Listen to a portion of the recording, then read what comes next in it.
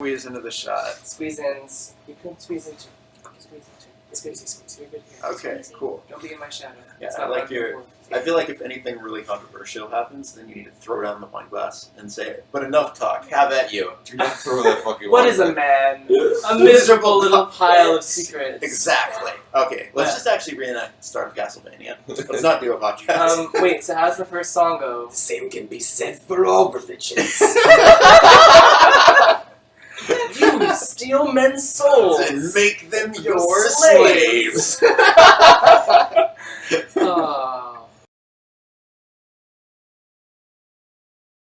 Hello, everyone. Welcome to the GaymerX edition of this weird show thing that I do occasionally during conventions. I'm Nathan Grayson, and I have a wonderful procession of people joining me here tonight. I guess should we be looking at you, or should we be looking at the camera? Whichever. Okay. Can we oscillate back and forth as much as we can possible? just distract everybody. Very quickly, actually, so you're just like dancing. Super blurred. Yeah.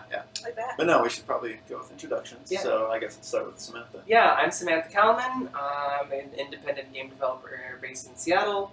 I'm making a crazy circular musical puzzle game called Centris, and it's got all the colors in the rainbow. And that's really the only reason I'm here, because gay colors.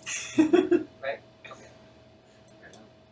I'm Scott Siegel. I'm a game designer here in San Francisco, and I'm at GaymerX because I adore queer culture and I love that this convention exists, and I am so happy to be here supporting this and experiencing this firsthand. Hi. Hello. I'm Sean Alexander Allen. I always specify that because SeanAllen.com is owned by a country music star. I'm a game designer out of New York. I'm working on a game called Treachery Beatdown City. And I'm at GaymerX because I was invited to give a talk about diversity. So, I am Deirdre Squinky-Ki. I am most well known for Dominique Pamplemousse. I am currently a grad student and maker of really, really weird things. I'm currently working on an interactive play called Coffee and Misunderstanding, which I am running tomorrow here at GaymerX. And I currently live in Santa Cruz, lovely beach city place. I'm originally from Canada. And I'm here at GaymerX because I was also asked to give a talk, and then I was also asked to show my upcoming game thing. So I really need to play your game. Yeah. Pamplemousse. I played through Dominique Pamplemousse. I really enjoyed it. Thank you. And I'm really looking forward to the play. Thank you. Yes. I'm looking forward to it too. It's going to be amazing. Amazing. All the amazing. Amazing. Well, yeah, so I mean, this is going to be a pretty informal thing, so I figure we can just talk about what we have seen and done here at GaymerX, and also, like, I guess I just want to, like, intro all of that by saying that GaymerX is a really cool thing. I didn't get to go to this last year, but it feels very different from other gaming conventions I've been to. I would say a lot of gaming conventions leave me feeling really drained and exhausted, especially by, like, this will probably go up after the second, or after the convention's over, but this is the end of the second day, and normally at any other convention I'd just be like, I want to go home, and this, I'm just like, oh man, everyone's like having such a good time, and everything's been so like informative and instructive and good that like I feel really energized from this, so this is just like, this is a really cool thing to be at, and I'm really happy that it exists. Me too. Me too. And like, I love that just sitting in this room, we have these 5 different people with 5 like very different stylistic expressions of themselves. Like yourself in a bright pink feminist Illuminati shirt, Squinky in the Batman vest and bow tie, Scott brandishing the lovely skirt, and Thank you. Sean rocking the t-shirt, and then I'm totally overdressed. Fighting game. Oh, the Marvel Party. Yeah. Oh, it's a Shoryuken It's shirt. Marvel, baby. Yeah.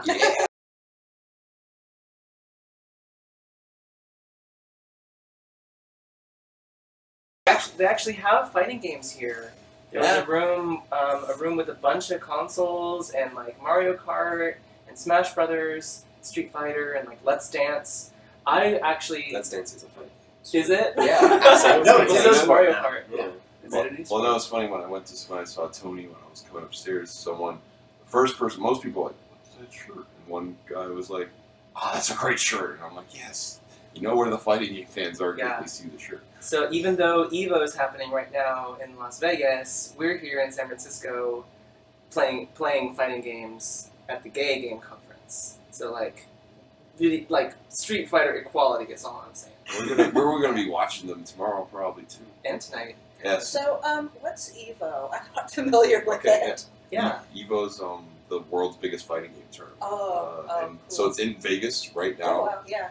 They always take over a big. It's huge. Like it started off in like a small, like a room like this size, and now it's in like grand ballrooms with like giant stages, and people are playing, sitting on the stage with like a ton of people in the room, and that's only usually the last day. And it's like a ton of pools. They're going through. They have like I think a record-setting amount of people, and this year Nintendo actually started sponsoring it. So Smash Brothers is now an Oh, official cool. thing. Nice. And they've got like Injustice and Mortal Kombat because Warner Brothers always sponsors it. And Capcom actually stopped sponsoring it because they're doing their own Capcom fighting thing. So now they have Street Fighter, but Street Fighter's the default essentially. Yeah. It's kind of funny. It's like that ideas of like the default or the things that have to fight harder to be a part of it.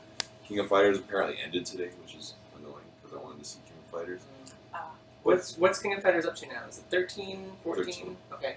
13, but it has like a huge, like it's not very American fan base. Yeah. It's all everywhere else. Yeah, I don't know. I mean, to me, King of Fighters peaked out at 98. No, 13's great. 13's great, and it's great because it's like multinational. Like the Mexico team comes in like suits with like their flag, and it's brilliant. It's like That's awesome. there's way more jingoism. Like it's like the World Cup, That's except cool. it's confined. It's King of Fighters is over today. Like, and it's not Yeah. gonna happen tomorrow, and it's all about Marvel tomorrow and Street Fighter, whatever. Well, today at the fighting game room here, I played Persona 4 Arena, which I had never played before, and like I played, I don't know, like 5 hours of Persona 3, and I never got into Persona 4, so I was like, I don't know these characters, like, here's Arc System Works making another fighting game, I don't have the money to buy this, I'm just gonna skip it. And it came out like, what, a year ago or something? I played it today, and I was like, this game's awesome, like, it feels good, the rhythm to it's really nice, and the characters are kind of crazy, so I think I might have to get that now. But, I don't know, is that, like, super competitive still these days? It's it probably falls in and out because it feels like in some ways it's weird. It's like it feels like a fan fighting game. Yeah. Because it's like even though it's like officially licensed, it's like yeah. But I mean, I think there's still stuff. I mean, just if something's not at Evo one year, it doesn't mean it fell out of being competitive. Like Okay. Tekken fell out of Evo, and now it's wow. back this year. So Okay. like it all depends on the community. Yeah. Like Melty Blood, which is a fan game, like literally, it's like Mhm. it's like kind of a Supported. Dojin, like kind of like indie fighting game, like had a community, and like several years ago it was at Evo. Yeah. It didn't come back, but I mean, it may come back. It all depends on what the fans. That's what's interesting about Evo is it's part corporate sponsorship, part default like Street Fighter, and then it's part like what the fans want, like Nice. Smash Brothers, what the Nice. fans want. I mean, Nintendo almost pulled Smash Brothers. They were like, we Right, can't 'cause- do it last year, and now they're a sponsor, so they saw what the fans want. So Cool. Welcome to the GaymerX cast about Evo, About the fighting Evo. game tournament. Well, it's the gay perspective it's- on Evo. I know it's weird because people. It's like GaymerX is about avoiding the defaults and explaining things and understanding things, right? And I mean, it's like people throw out stuff like Evo. It's like, and you asked a good question. Yeah, sorry, I don't play games. Yeah. That's What fine. do you no games at all? No, I play them very badly. Actually, like, so the one game I did wind up playing at this con was Perfect Woman. Oh, awesome! Tell us So- about that. All right, Yeah. so Perfect Woman, like, I saw it at last year's Indiecade, but there was, like, too big of a crowd, and I didn't actually get to play it. And also, like, they were in the booth right across from mine at the IGF. And of course, since the IGF and the GDC Expo floor is like hell, and I hated being in there, I didn't get to play Perfect Woman then either. But then I show up bright and early Friday morning to help my friend Erin Reed set up Blue Lacuna, and Perfect Woman is right there, like right in front, like just like staring at me, and nobody is playing it. Mm. So then I play Perfect Woman, and I was like, oh wow, I can't do these elaborate poses and in the right time. Wow, being a perfect woman really is hard. I'm neither perfect nor a woman, so there you have it. And for reference, Perfect Woman is a game that heavily involves Connect, and what you have to do is fit into all of these strange poses. That it basically gives you the outline for the pose in some sort of scenario. Like there's a background, and you just sort of got to make yourself fit into it very quickly, or else you mess up. And it's a game about how being a perfect woman is a lot like trying to maintain a bunch of ridiculous poses that are all often contradictory, and all of that. It's good commentary on the very concept of perfection. Yes, absolutely. I thought that the procedural rhetoric therein was very spot on. Yeah. And also the rewards you get. So like when you win or lose, the outcome is that future opportunity. So it's a game where you start as a fetus, and then you play until you're dead, right? So like at each stage, it's amazing, right? Oh, that's great. At each stage, like how well you do, what you do and how well you do it, defines how easy or hard future roles you can play in life become. So that idea about like what I do now and how perfectly I do it now affects what are my opportunities and how difficult or accessible are those opportunities in the future, I think is super interesting. Yeah, it deals with institutional stuff. Yeah. Like Oh, yeah. institutional sexism. Yeah. And that's I heard it, there was a talk at GDC with, what's her name? I can't say her last name. She'd done the indie game Soapbox, and she talked about Perfect Woman, and I thought it was amazing. Yeah. Oh, Shall yeah. Father? I don't know how to say I don't know how to say. I don't know how to say it. But I Sorry. loved the talk because I was Yeah. just it was so interesting. It was talking about all those roles and things you don't think about, and then when you try to fit into it, Yeah. and then but I didn't know that there was the institutional element, and that's Right, great because right. like people don't think of things like this is what happens if you mess up. Right. If somebody drops the ball, then that might leave people in the dark ages for the next generation or something for who they are. Totally. Yeah. Totally. And then that also puts the weight on you. It's like, how do you want to look? It's like Right. racism, all that stuff. It's like, how do you put yourself out to the world? And the cool thing that I liked about it is like it's a super hard game. Like Hard it's to really set. hard. Yeah. But every stage is a different stage in life. And you can always choose to do something different at the different ages, no matter how well or poorly you've done. Like you always have these different opportunities available to you. And I also think that that's really great from, I guess I should say, a feminist perspective. Yeah, Just like the saying, like, trying on different identities kind of At thing. any time of life, you can try any of these different kinds of things. And it may be harder or easier, Uh-huh. but they're still available to you. And I really like that. It's like you can reinvent yourself every few years, and that's beautiful. I try to. Yeah, me too, actually. Scott, what have you really enjoyed about this conference, or games that you've seen, or people, or that you've met, anything? I don't know. I mean, I like Perfect Woman, but it didn't strike me as a very personal game in some ways. And I think the games that really struck me the most that I've been playing yesterday and today have been the games that really felt more personal. And I think that has a lot to do with the fact that, it's strange to play a personal game on an expo floor. It's hard to play something that is kind of meant to emotionally move you Yeah. in Yeah, a space it's a where there's a weird lot of people environment around. This is kind of the first expo convention environment where I felt really comfortable sort of allowing a game to emotionally move me and to then carry that around with me while I was sort of present with these people. Mhm. And I think for me it spoke a lot to just how comfortable this conference feels as a whole. The fact that there's a certain openness that people seem to have here and just an understanding of acceptance that allows me to feel okay being more vulnerable, okay allowing a game to move me to tears, okay allowing myself to get really excited and hop up and down because a game made me feel joy. Yeah. And we try and play games with a lot of, we perform games when we play them. We're actively conscious of how we are perceived by others when we're playing that game. Yeah. And in some games that can be very explicit. It's Just Dance, which Ubisoft has been demoing.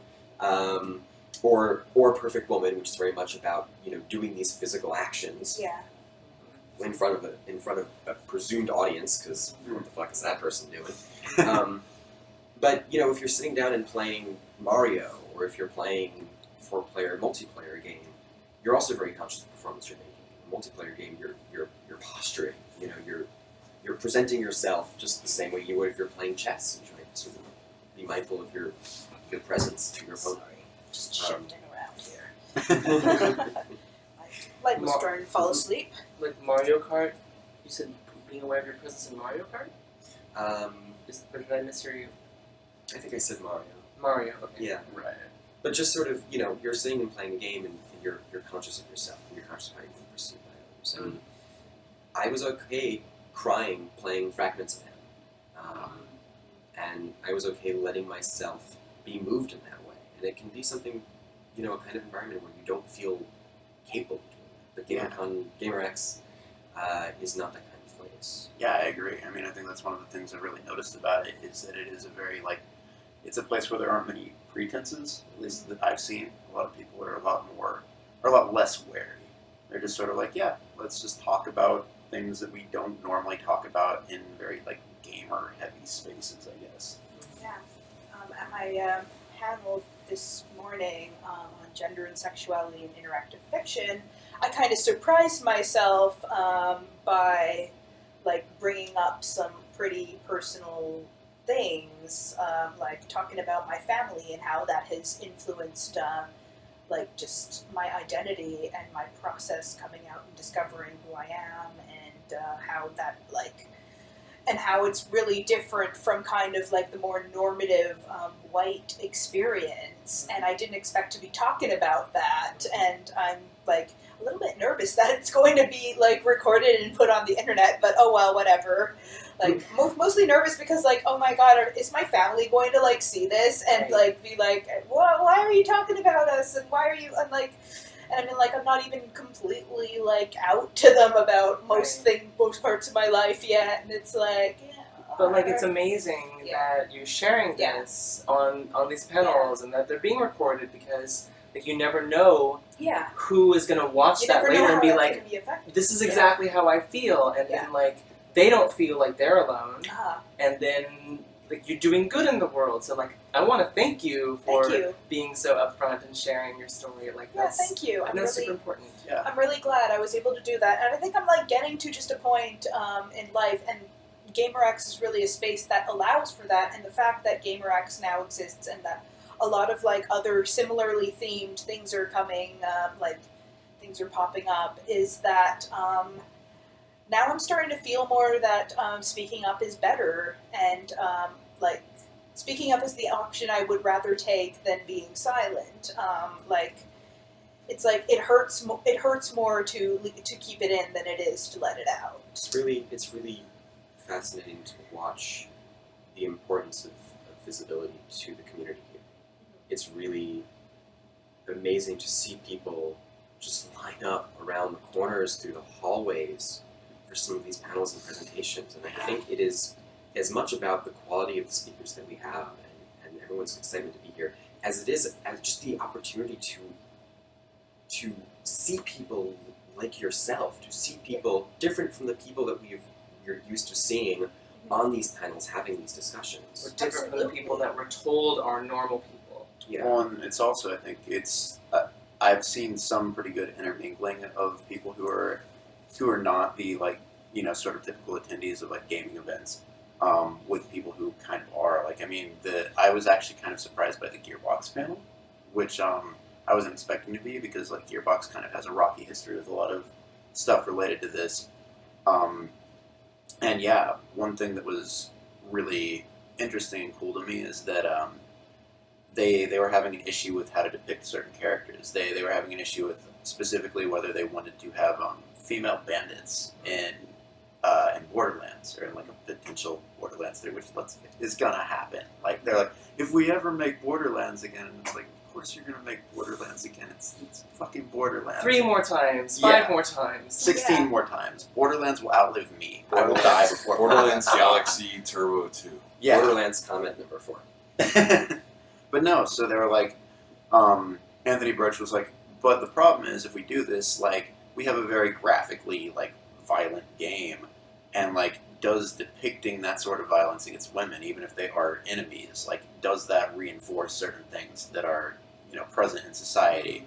And so he just said that in the microphone. He's like, I honestly don't know. Maybe other people here know better. Like, give me advice, because I don't know. I'm someone, like, he basically just acknowledged that he's a person who comes from a place where, like, experience doesn't teach him that, so... Well, I watched the panel. It was a great panel today. It was with Carolyn Pettit, Jacqueline, is that her name? Catherine Cross. Catherine Cross, thank you. And Anita Sarkeesian. And it was so brilliant. It was great. And one of the things they talked about was this, like, a moment where they talked about a definition of feminism, which is, like, not that, like feminism is really about equality for all people. Mhm. So, this idea that if you're going to have a game where you can shoot people, and if you're going to accept that for what it is, then it's actually feminist to be able to shoot both male and female characters, Yeah. or any characters that are depicted. But it's not feminist to be like, oh, well, I can't shoot the woman because, like she's weaker, or, like, so she shouldn't Chivalry have, like, kind of. yeah, because, like, that's, like, again, kind of putting women into this Yeah. social role that's inferior, or that's something that has to be sort of protected, and that's not feminist. Yes, and in fairness, that's not what they were. That's not what they were afraid of. They were basically like, we understand, like, we want to have it so that you have enemies who are both. But they were basically afraid of, through that, reinforcing, like, because there's already, you know, a lot of, like, violence against women, and there are also certain studies, like, or not even studies, but, like, people have a propensity to see that stuff and be like, okay, well, this is maybe, like, something that can be done and not necessarily be the worst thing in the world or whatever. And so they're afraid that, like, if they show, you know, and also another thing they're afraid of is giving, like, douchebags an outlet. Like, Yeah.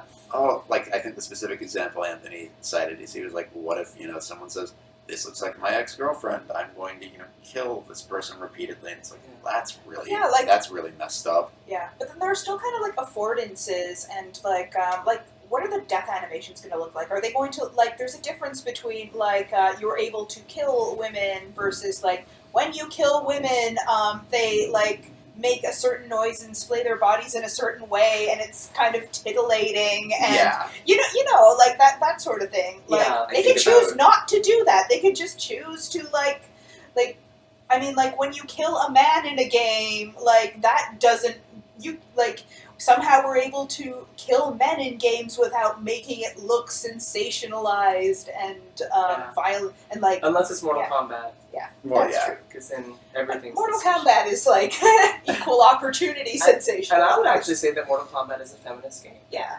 But, you know, for To that an reason. extent. To an extent, Sure. sure. Throw Melina in her I'm almost naked skin clothing costume. Yeah. The costumes are not. The costumes. The costumes are not, but the gameplay, I think, Yeah. and, like, the equality of that Equal regard. opportunity Yeah. brutality. Equal opportunities to die. Yeah. No, actually, that reminds me of Sean. You were also talking in the hallway where you were talking about Tomb Raider and like how your feelings on that, especially in terms of like the fact that, you know, for a large part of it, Lara Croft would go through it and like not really show much visible like facial scarring, for instance. It would always be Are like, we talking about the original Tomb Raider? no, the most recent one.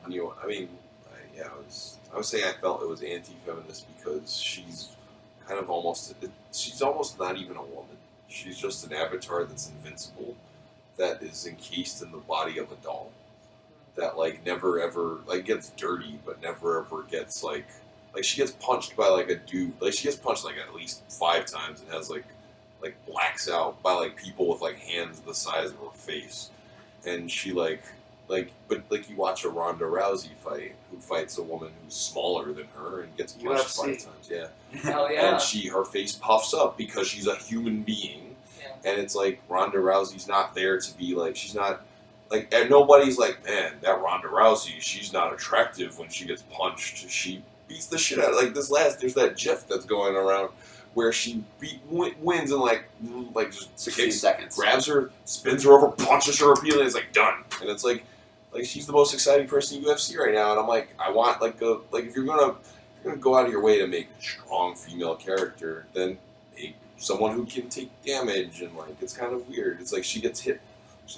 She steps in a bear trap that has no teeth, and I don't think those exist. And then she kind of gets up and just walks off, and you're playing the game normally. And it's like she's this vessel for just trying to say we're making a feminist game. But she's certainly depicted. I mean, she's battle damage Lara Croft, right? She's constantly depicted with scrapes and bruises and cuts. I mean, there's a wonderful cosplayer here that's battle damage Lara Croft. But battle damage Lara Croft would have like her face would be puffy and her hair would be like but also they couldn't do it. I always think it's funny because ATI has the tech for tress effects for her hair, where it's like her hair runs better on PC and on next gen consoles. And it's more flowy, and it's just like, come on, man! Like, the tech is even anti-feminist. It's like she's got to look pretty for the whole game. It's like, yeah, she looks kind of fucked up, but I'm like, she would be bruised. Like, I'm and I always bring up Max Payne. Like, if he gets blown up in a building later on, and he falls and hurts himself, like he has bruises. He has a piece of tape. Like even Keanu Lynch, right? His nose gets broken. One of their noses gets broken, and he has tape over his nose. And they get bruises, and it's like. Why is it okay for like a dude to get messed up, but not a woman? And I'm like, it's like you watch a movie like Texas Chainsaw Massacre, and like these women get beaten up, and then like there was that thing how that woman, her hair got caught in a tree in real life, and she had to pull her hair out to run away, and it's like yes, and she's badass for it. She's the one who gets away, like because she values her life the most. But we still have to acknowledge that culturally, seeing the battered and bruised face of a man means a lot, means something very different, and stands for something very different than seeing the battered and bruised face. And it was the same with the Gearbox thing. It all goes back to those connotations. Yeah. I'm kind of like, I think we need to move past. But that's what I'm saying. We're watching people love Ronda Rousey. They are like, no one's like, no, don't have her up there. I think an important part of it is like the dollification of characters in general.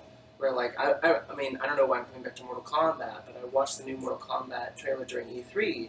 It's like here's like every 3 moves someone's getting an elbow inverted or like a leg broken, and they like just keep standing and keep like kicking and punching, and it's like that level of realism. Like that's a game that clearly is not going for realism, where it's just like kind of schlocky in a way, where it's like more entertaining though if it was like as soon as one of those was crawling at someone. I think that there could be a really interesting mechanic. Yeah, absolutely. I mean, what was that terrible game that was recalled, Kakuto Chojin? Yes, I have a copy. That's a game. Yeah, but that's a game where bone breakage really affected the gameplay.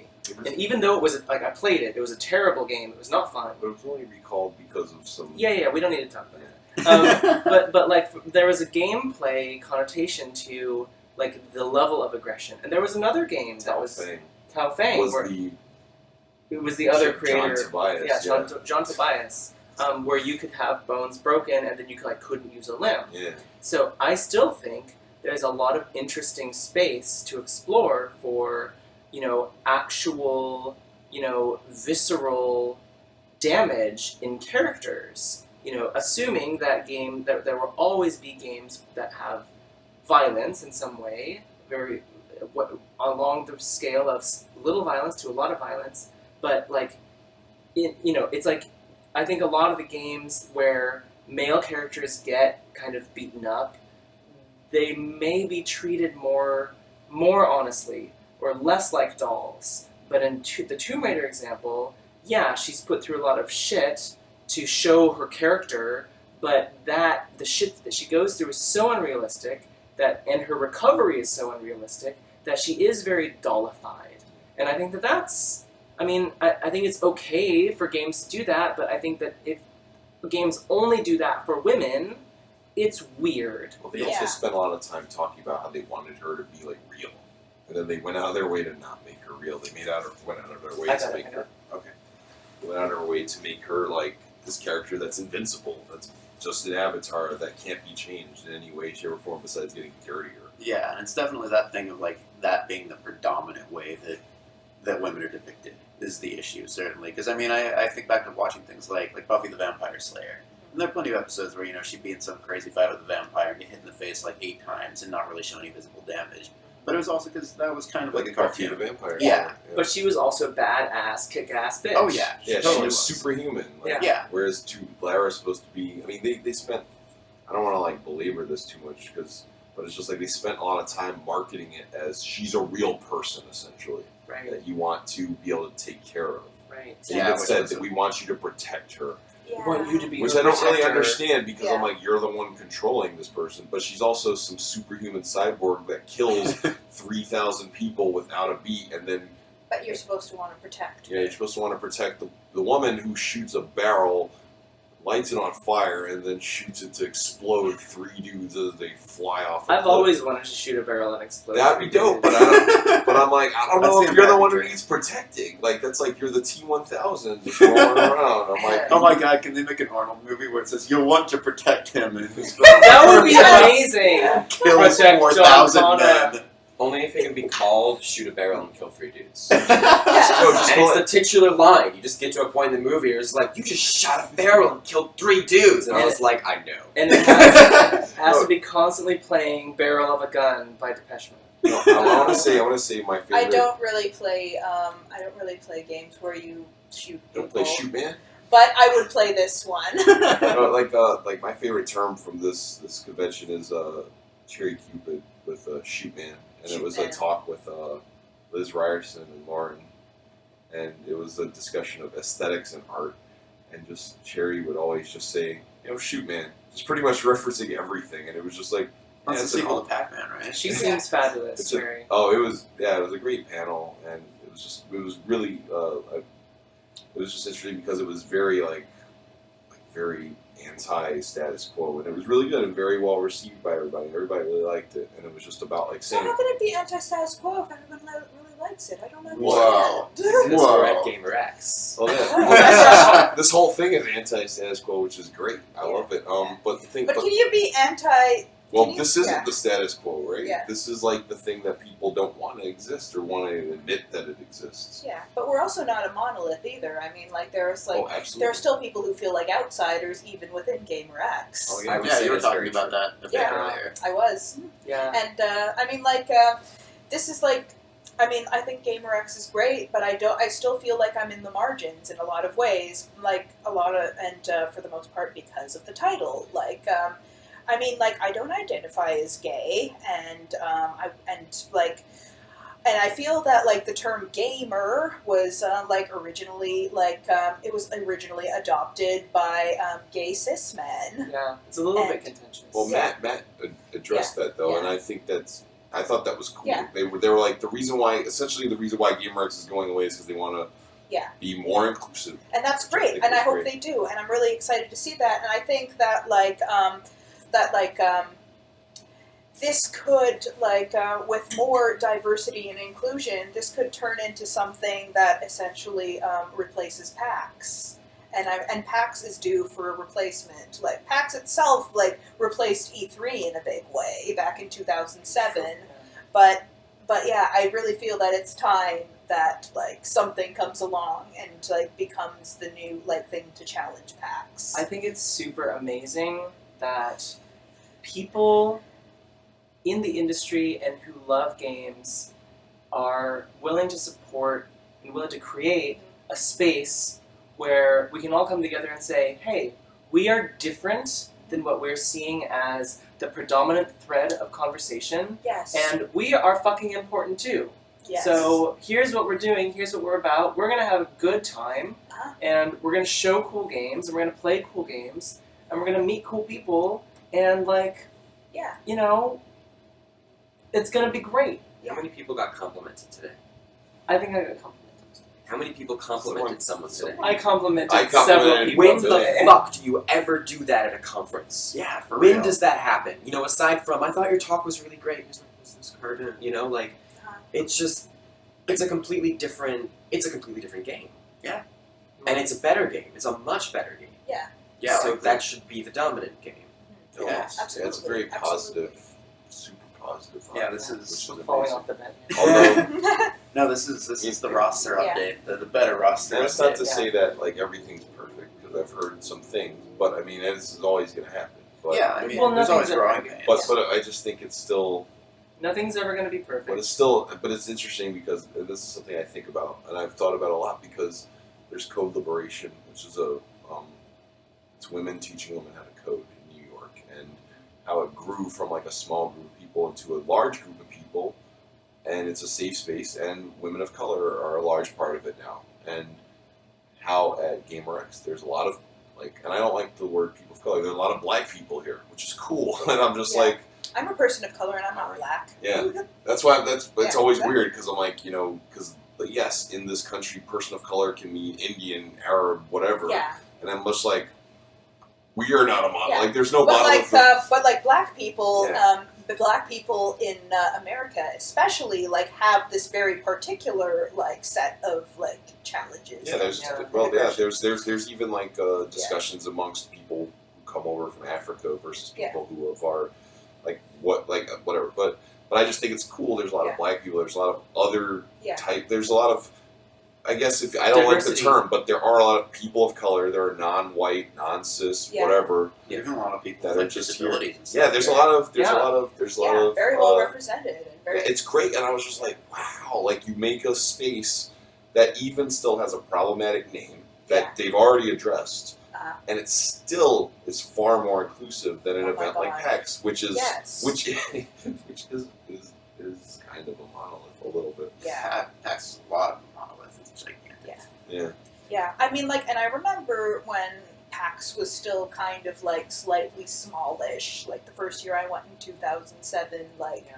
it wasn't quite as small as GaymerX is, but it did definitely feel like kind of like a nice alternative. Like, yay! Like people, it's like it started with a bunch of people who were fans of this really bad comic, but then and then I like the comic. I went to the so before PAX. I like There were- the comic too. I like the comic Yeah. too. I I have, like I have a very a lot. personal story about one where it was just like, there's one where one of the guys like injects himself with horse tranquilizers and becomes a horse, and he's like, and he said the other guy's like, "Do you take horse tranquilizers?" And he's a horse, and he's just like, "Yeah," and that like felt like me and my friend. Like those comics felt a lot like me and my best friend. I I read think Penny that's what it was for a Arcade. lot of people Yeah. too. Is that feeling? Yeah, I mean, I found Penny Arcade. A friend told me about it when I was like, I don't know, like 11th grade in high school, and it was mostly about PC culture.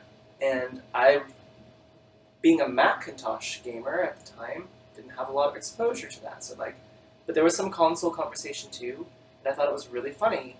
And I was a huge fan, way more of a fan than I am now, of Penny Arcade.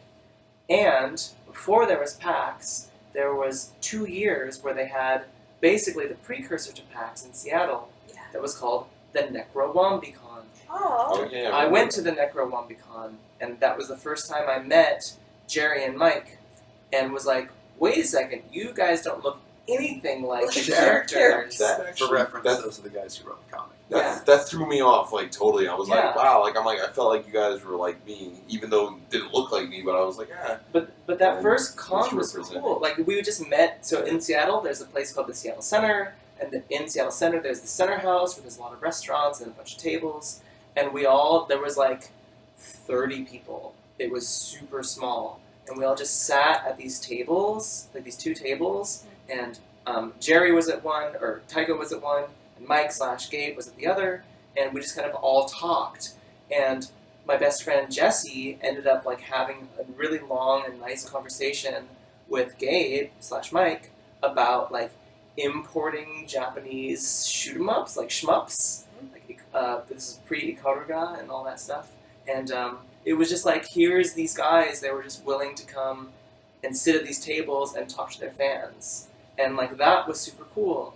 And it's been really interesting to watch how that community has grown and how this kind of like accepted thread of culture has kind of congealed, and what's happened since. Because like now, those guys have said some shit that offends me so much, I don't even want to go to PAX. GaymerX. Yeah. But it's like, I it's haven't crazy. been since 2010. Yeah, I mean, but it's also, I mean, I also live in Seattle, but Yeah. and it's also like a chance to demo my game as a Yeah, creator. yeah, So and that's like there's the a big real- double bind there. it's a huge tension there. Yeah. To be a part of the space and to help, I guess, I feel like leaving means, like, it's like I'm from New York and Yeah. they want everybody of like low income out, and I've lived there my whole life, and I feel like if you leave, they win. Exactly. So it's like Just- you being there, or like anybody like of any other marginalized that doesn't fit the status quo or whatever, like doesn't fit generic white dude. Right. If you're there and you're showing your game, and they all want to see it, and it's Right. cool because I feel like it's not gonna create this wave, but it's like a way of, and like the indie mega booth and stuff like that. Like people come there expecting like 2K like Evolve statue and Right. playing a first person shooter and waiting 3 hours, but then they wander over and they play an interesting thing by a marginalized person. Or And not, love it. or whatever, but just a small dev team or whatever, and they love it. Yeah, they hang out, and people now come back for the mega booth specifically, Yeah. and it's great because I think it's important to work from within and without. Yeah, And so you have people who stay and like do things like the mega booth, and it's And I'm glad, fantastic. and if you can, then I support that. That's wonderful. Yeah. I'm glad you can. And like, but like for a lot of other people, like I used to, like every year I went to PAX, I would see like the same friends, and then these friends stopped going because they didn't feel safe anymore, and it's like, if my friends don't feel safe going anymore, I'm not Yeah. going to come either. Yeah. the so crew that goes, it's Yeah. like it's it's I really mean- important. Like the big reason I stopped going was because like the people I saw every year Yeah. had stopped going. Yeah. And yet, I'm sure there are a lot of people that consider PAX to Yeah. be, for them, Yeah. an inclusive space. Yeah. Right? Oh, lots And of it's yeah. this, Yeah, it's this totally. Oh, yeah. strange paradox of, inclusivity is sort of recognizing the ways that we're different, but also recognizing the ways that we're similar and embracing that. Yeah. But if you too much focus on the ways that you're similar, you begin identifying ways in which other people are different, and you begin, through, ironically, inclusivity, you begin excluding. Yeah. Again. Yeah, and that's why I'm being so cynical here. Like even here at GaymerX, when everything feels really inclusive, I always want to interrogate, like, well, who are we excluding? Yeah, Like, who feels marginal? Yeah. Like, who feels marginalized? How can we make that better? And is that even possible? And what kind of space can they have? And I mean, Yeah. it's Yeah. interesting to me because I'm a cis man, Mhm. I'm black, biracial, black, whatever, and Tony invited me to come speak, Mhm. but then I had a kind of a crisis where I was just like, but I don't necessarily feel if I belong because it's GaymerX, and I think it feels like it's only for queer culture. And then she said, no, I really want you to come, and I think you'll be really valuable. But it's interesting, it's like the branding Mhm. kind of, it didn't turn me off. I just felt like maybe I don't have something to add. And Yeah. then she was like, no, no, we want everyone here, but then the name doesn't say that at the same time, which is why Yeah. I'm glad they're, like, because I don't want this to go away, because I think this yeah, is, no. I think that it's funny because, like, straight, like, cis man, whatever, and I am the minority here in a lot of ways, but I'm also, like, a black guy, so I'm also another minority here. And even though there's a lot of black people here, I'm still part of that minority, and I actually love it. I love feeling, like, a little bit out of place because I feel like it's a space for everyone, and I feel Yeah. like a small piece because Yeah. there's a lot of small pockets that are all here intermingling. Uh-huh. And I want it to keep going, which is why I'm glad. No, it's like I'm just like you, like the whole yes and like Yeah. like I understand you named it this and you're trying to fix it, but I really want to see Yeah. it change now because I want to feel like I belong here a little more. Yeah, and I mean, like, I'm coming this from, like, it's great that, like a straight cis man can come to this and feel like the minority when they Yeah. don't usually, and I think that's really cool. It's like, me on the other hand, I always feel like a minority, so, like, actually being part of the majority for a change would be nice. Yeah. Like, Yeah. but I still don't feel that way here in a lot of ways, so that's... Well, yeah. what I like to say, or the way I like to think about it, as also a person that, so I'm transgender. Uh-huh. Most of my life I was, it's hard to say, right? But most of my life, I lived as a man, and I lived as a white man, and I lived as a straight man. So then I Ding, ding, suddenly ding, ding, ding. assumed, yeah, exactly. But then I suddenly assumed a gay and trans and female identity and way of living. So, like, to me, so I went from like major majority to major minority. And to me, what I love about this conference, the name notwithstanding and the connotations therein, is that everyone is welcome, and that the diversity is encouraged, and diversity exists here in lots of different ways. And as a queer person, I feel visibility is super important, and that as just by being here, we are all being visible with our own special color of the rainbow that we bring to the world, right? And so to like just to come back for a moment, to choose to not go to PAX is to choose to be invisible. And visibility is super important to queer people. So having a place where we can all feel comfortable being visible, even if we don't necessarily feel like the majority in this place, we can, I hope, tell me if I'm wrong, that everyone can feel comfortable being visible. Is that I do feel more comfortable than I do in most other places, and I had some great moments where, like, talking about being genderqueer, non-binary at my panel, and having some people come up to me afterwards and being like, "Oh my God, you are so inspiring to me," and like finding a bunch of other people with "they" on their name tag was really amazing. And it's like I'm like, yay, go forth and make games. I love you all. Thank you for helping me not be alone, and I'm glad I could be there to help you not be alone. And like, awesome. It's weird, like people telling, like it's a weird feeling having people tell me that I'm an inspiration to them, because it's like, well, I'm going through most of my day-to-day life just feeling really like alienated and isolated, even though I probably shouldn't. But I mean, I just feel like everyone else like has like a binary fixed gender, and I'm like the only one who like lives in this murky gray area and doesn't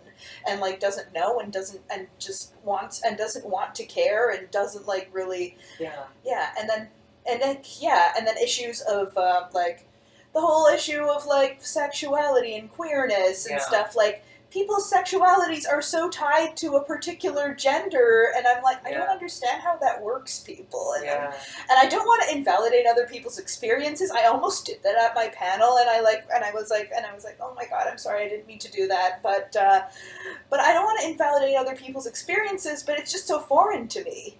And me saying that it's so foreign to me, I don't mean to be dismissive, but it's just like, it's like everybody takes this,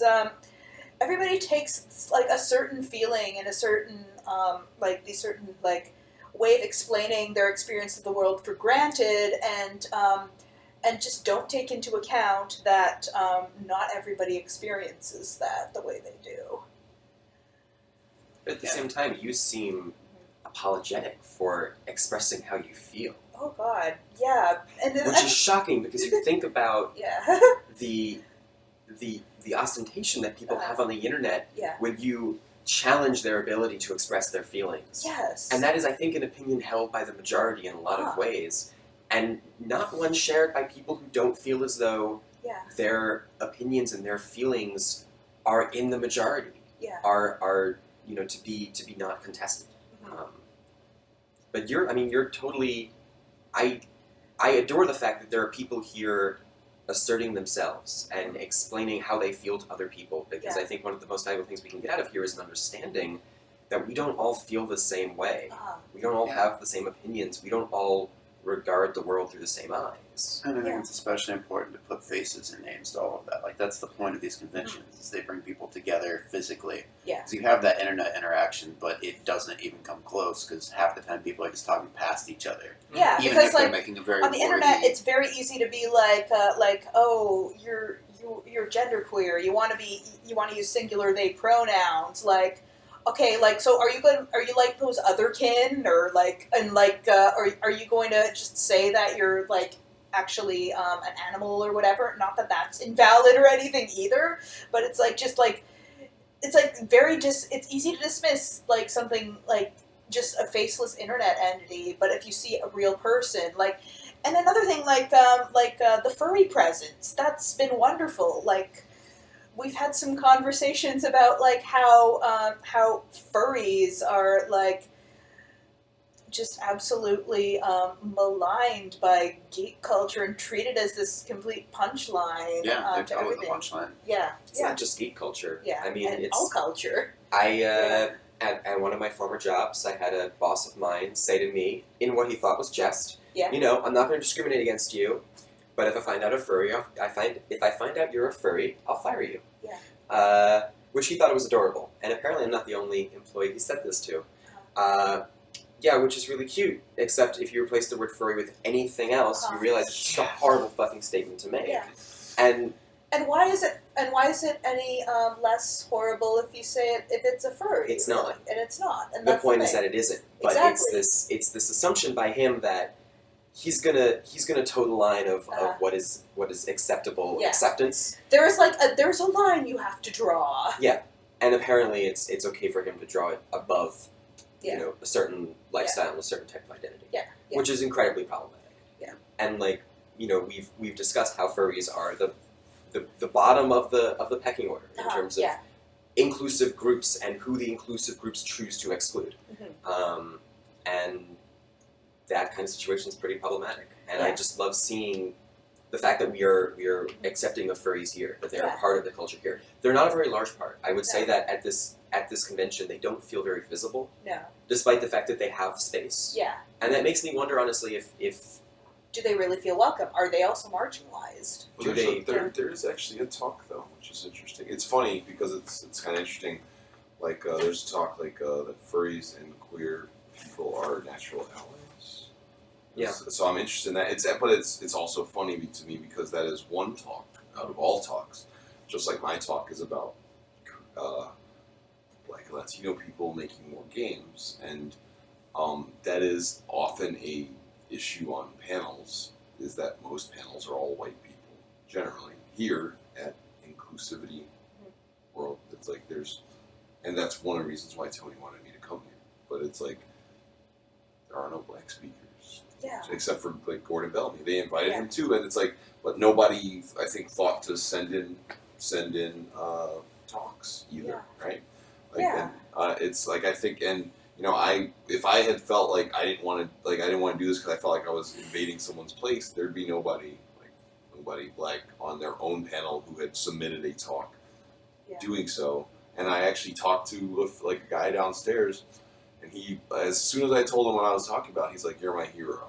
He's like, "I feel like blah blah, like I feel like like even being here, and you know, starting to deal with like how in the gay community there's a lot of racism there too, and just all this stuff, and it's interesting. Absolutely. I mean, but I mean, what's interesting though is that this is the second year, and there's only room to grow. Yeah. And I think that's great because this is negative, positive. This is one of the best things I've been to, and I don't mind feeling somewhat out of place here because I feel out of place everywhere. Also, as a person, like a black person at a games convention, is like black game developers are like 2% in the AAA world, but probably like smaller than that in the indie world. Like I always joke I have like 30 friends. I'm like I know 30 black developers, and there's lots and lots of indie developers over 30, and like over the number 30. But so I always feel like a minority. So I actually feel fine. Like I feel like as a cis black person here, straight person, that's a fine minority for me to be part because I want that to grow. Yeah. I want but it's like I always talk about something like it's chaotic good. It's in the middle of the throes. And it's going to get better, I think, because they've already expressed this. And this is one of the best things I've been to. And I mean, there's not often that you're like a drag ball is like the highlight of your game convention thing Yeah. where Yeah. people are just breaking down. Like that's my highlight. There was a drag ball where people Drag are Ball was fantastic. Video game themed. video game thing. Yeah. Or never ending story. Never ending story. Like Yeah. it was Yeah. Was so there a cool. Falcor? No, it was better than that. Atreyu? No. It was talking to Bastion in the beginning. We shouldn't It was- spoil it. I think there'll Yeah, I be don't a want to video spoil. Yeah. Yeah, it's, Although that it's- said, it was a giant It was drag show perfect. of lots of different games and other geek culture things. There was Mario, there was Zelda. The Zelda one was really good. I thought it had a moment where there was a break in the music, and the person dressed as Link pulled out an ocarina and actually started playing the song, Yeah. That's awesome. Yeah. which was so rad. And then Ganon came in like wrestling style out of the door. Like they had a stop in the music where, and then Ganon came in and they fought. And then That's they all awesome. danced. Yeah, it was amazing. Yeah, then they all danced together. Yeah, they all. Yeah. And then there was And it- Marge Simpson with a Marge vacuum Simpson was. cleaner. Yeah. Oh, from the Simpsons Macy arcade Gray. game. Yes! Oh my god. No, I'm It's just like, perfect. but I'm just like, I saw this and I was like, yeah, why isn't dance a part of games culture? Like, why Yeah. isn't that, like, and this was a part of the con. This wasn't, like, there's a party going on right now downstairs. But that's, like, after the con. That was during the con. That was, like, Yeah. a thing people That wanted to was go a to. panel. And it was packed. Like, Yeah, and it was we were standing in the back. It was standing room only towards the end. And it was, like, amazing. Well, and it's also very, I mean, it all goes back to, like, they are kind of, like, it's an interesting thought to have, but, like, drag and games are kind of natural, sort of, Yeah.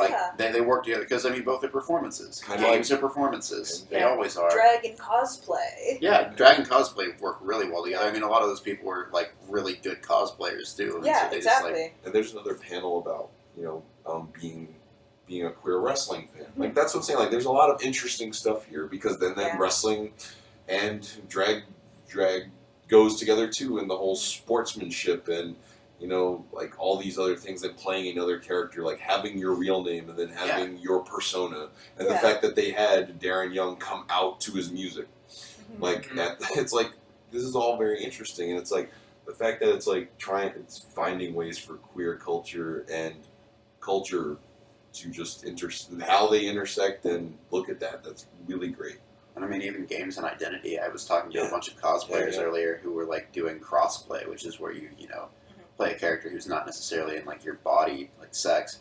And people were saying, like, yeah, I've used games for years to, like, figure out what I want to be and how I want to act. And, like, so, of course, it's a natural extension to dress up as them, because I just, like, there's one person actually who said that, like, they really wanted to do drag eventually, and they created a drag persona, but they hadn't actually acted it. And so they were, like, they're cosplaying as Lumpy Space Princess from Adventure Time. Oh man, Nice. They So, were like, amazing. Yeah, they were great That's too, great. and they said that they did that so that they could sort of get into that mode of, like, thought and acting, and be like, yeah, I feel like I'm comfortable going out in person and acting a different way in front of people, and yeah, I was like, so do you think you're gonna do drag now? And they're like, oh yeah, like I'm gonna go do a show, definitely. Fabulous. I Yeah. love it. So Yeah. obviously there needs to be an annual video game themed drag show. Yeah. Yeah. And I would like to probably see more once. drag That'd be kings, awesome. however. Drag Kings, yes, Yes. that'd be great. Yeah, think more Mar- drag kings. I Well, kind there of was- want to be a Mario drag There was king. an awesome drag king that was cosplaying as Link. Oh yes. I mean, it wasn't necessarily drag. Yeah. I What guess. if Zelda was a girl? Yeah. Zelda's a girl. Yeah. No, there's that whole like Yeah, there's a people joke. think Link is Zelda, Yeah. so someone made a shirt, Right, Yeah, I it saw says that on that. it. That shirt I think was it was, like, and then the brilliant. reviews were like, "What do you mean Zelda is?" And like, Doesn't the shirt say "What if Zelda was a grill"? That would be That's- amazing. that's I think the it's sequel. it's the trolliest T-shirt imaginable. Yeah, Yeah. it's great. I think No, like but it- right before our panel, we were just we decided that Link is Zelda. Like he went through like hormone replacement therapy and just became Zelda, and they are in fact the same person. Well, I mean, and maybe this is a good opportunity to talk about Yeah. Chic. Yeah. Because Chic was like the most, to me, as a kid, confused about my gender. Uh-huh. Playing that game, Chic was the most, like, dissatisfying gender-bent character ever. Where it's like, here's this character that, like, has obviously the body of, physical body of a man, but, like, is revealed to be this woman. Spoilers, if you haven't played Ocarina of Time, Oh, Sheik man. is Zelda, and it's just like, how do they explain like how Sheik's body changes, and just Magic. like Clearly. Magic. She's just all muscles under that dress. I don't know. I found it super dissatisfying. I'm on replacement therapy. Well, I mean, there's Clearly actually it's a bit of history of this in Zelda, right? I mean, both Sheik to Zelda and Tetra to Princess Zelda Yeah. are examples of a character being empowered when the character is not identified as the princess. When Yeah. the character is identified as the princess, the character loses a lot of their power Yeah. until they get a bow and arrow, in which case they're fucking Katniss Everdeen and everything's cool. But yeah, it's strange they did that twice, because I felt like once was enough. Yeah. But I still adore Sheik. I still adore that you meet this character who, frankly, the way that they handle the animation of Sheik and the way that Sheik regards Link, it has a tension to it. Yeah. And it at the time, before you get to that reveal, you're like, this is a little hot. Like, this dude who's just like Batmaning in and out of rooms is, I think he's coming on to me. Like, it's a little bit. And it's a little bit like I get a little hot under the collar, and you're like, "Oh, it's Zelda." Thank God, everyone, it's fine. It's fine. Oh, It's yeah. a girl. But it was like to me, I read Sheik as Zelda on the first glance. Really? Yeah, I was like, "The fuck is it? Duh. Like, this is clearly Zelda. Like the blonde hair, the big eyes, but like, what's with this body? I don't know. Maybe it's just a commentary on my own issues about bodies. She's I don't know. just Whatever. doing like the giant Gonzalez thing and wearing a muscle suit. I should do that. She went to Party City. Yeah. Wow. It's just spray. It's like not even like I mean it's like low res polygons. Like it's just textures Yeah. on. It's just a different texture mapping on your body. It's just a But like the jumpsuit. extent of it seemed implausible. Yeah. Yeah. Oh, That's all I'm absolutely. saying. Yeah. And no, I found that as like someone who wanted fantasy to become reality. Well, what's interesting is to that be super dissatisfying. when she gets turned into Zelda, Zelda doesn't have like muscular arms. Right. And that would have been like, yeah, okay, cool. Like, yeah, you've been training for the 10 years that I've been gone. Yeah. So That would have been awesome if that was Zelda's whole story at that Yeah. point. I thought that was what it was supposed to be. But, like, that's how I assumed it. I don't know. Yeah. Zelda better have Korra arms in the next game. Well, That'd be apparently you play as a female Link in the next game, according to the internet. Yeah, maybe. They're speculating it. We'll They're see. speculating pretty hard on that. Yeah. That'd be awesome. I would Yeah. love to play a Legend of Zelda game where you play as Zelda. I would love that. Yes. With a bow. And Yeah, finally, people can 3D. stop being confused. Yeah. Or they'll become more confused because they'll think that every other is They can pull it off. The With Legend Hunger of Games Zelda. out, there's no reason yeah, why no. they can't justify badass female No, not at princess, all. but who's like, But video games. Yeah. Video games. Also, what? it's getting Say into that the, again. also it's getting okay, into you've the convinced me. Yeah. we're getting into the realm of Japanese gamer culture. Which Yeah, is totally that's the different. bigger I issue. can feel like that's a big conversation. yeah, about that's a the can of worms. All I want to say though is that I always said like all this other stuff. I'm like La Mulana 2 Shantae got kickstarted this year by fans, so they're games that star women. It's true. Like there are people who will buy these games obviously since they already put the money into them. My game got kickstarted last year, and there's no men or women in it. Yeah. Whoa. And That's I pretty and pleased I with that. started a Puerto Rican woman and was out there and Recently, like dealing with and my incentive was to vote on the fourth character, which is another woman, and I'm like, yeah. Awesome. So it's more like, I don't think that's an issue. Yeah. I only have one male character in Dominique Pamplemousse. Yeah. And spoiler alert, he dies. In the best way possible. Yes. If you haven't played it, you should play it, because that was actually one of my favorite characters. Yes. I have to play that. Maybe if that's he's a good not time in to The name is the refrigerator, best. I would be very disappointed. Maybe that's a good time to. Yeah, we could probably. I didn't have time to make a clay refrigerator. Sadly. Maybe next time. Maybe next time. Maybe the sequel that will never happen because I hate sequels. Yeah, Is that the full title? which Dominique means we'll never be back Pamplemousse. now. Yeah. Yes. The Dominique Pamplemousse Pamplemousse. Pamplemousse, that's all coughing all the time. could be the sequel of both. All coffeeing. Yeah. It could be the play and the games. Yeah. So it's like. So it's the threequel. You yeah. do the thing that you hate the most, you can make 2 sequels at once. It's the three Disgusting. prequel. A sequel to 2 games. Oh god, that would be awful. On that note, I think we should finish. And yeah, so we're never going to do this again, which means there will be no Never. sequel. We'll never More do it during sequels. GaymerX 2 ever again. Yeah. No. All right. Well, then, I think that's it. Goodbye, Thank you. everyone.